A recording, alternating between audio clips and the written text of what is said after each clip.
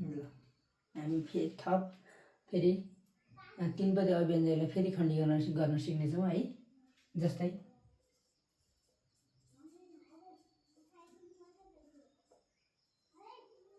खण्डीकरण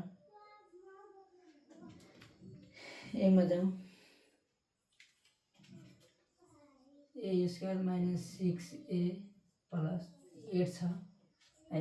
अब यसलाई खण्डीकरण गर्न सिक्नेछौँ होइन। जस्तै हामीले 3 पदीलाई हामीले खण्डीकरण गर्दाखेरि फर्स्टबाट लास्टबाट गुणन गर्ने अनि आएको गुणनखण्डलाई हामी खण्डीकरण गरेर बिचको मान पत्ता लगाउने हो है। फर्स्टमा अक्षर छ त्यही भएर गुणन हुँदैन। त्यसपछि यहाँ 8ले मात्रै खण्डीकरण गरौँ। जोड सङ्ख्या 2 जान्छ, 2 चौका 8, 2 दुना 4। अब यहाँ के गर्दाखेरि हाम्रो 6 हुन्छ त? 2 दुना 4, 4 मा 2 जोड्दा 6 हुन्छ है।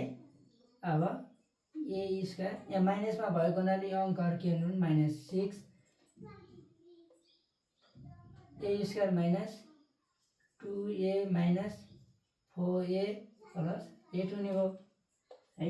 माइनस माइनसमा अङ्क जोडिन्छ, चिन्ह माइनस रहन्छ, त्यही भएर चाहिँ -2a मा -4a जोड्दा कति हो? -6a हुने भयो, चिन्ह माइनस हुने भयो है। अब यो दुईटा पदबाट साझा आयो, ए आयो, बाँकी रह्यो ए, माइनस यहाँ बचे 2, माइनस यहाँबाट कमन 4 आयो, बाँकी रह्यो ए, प्लसले माइनसले प्लस माइनस हुने भयो, 8, 4 दुना 8 हुने भयो। अब यसबाट साझा के आयो? a - 2 आयो, बाँकी रह्यो a - 4 आयो। ल यसरी हल गर्ने है। जस्तै अब दोस्रो हेर्नु न।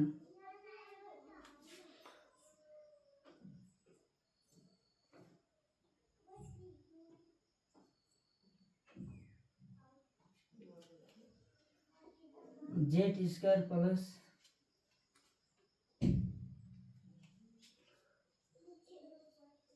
15z + 44 छ।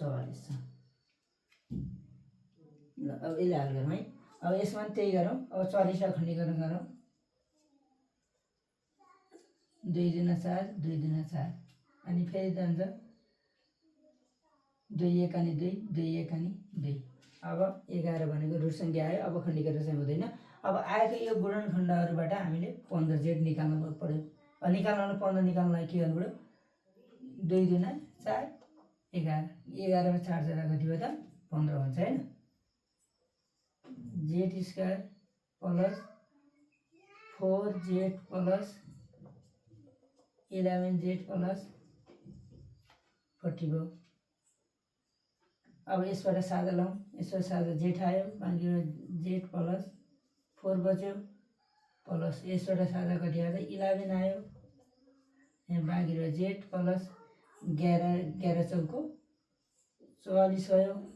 अब फेरि यसबाट साझा के आयो? z + 4 आयो, बाँकी रह्यो z + 11 बच्यो। यति आन्सर। ल यसरी चाहिँ खण्डीकरण गर्ने है।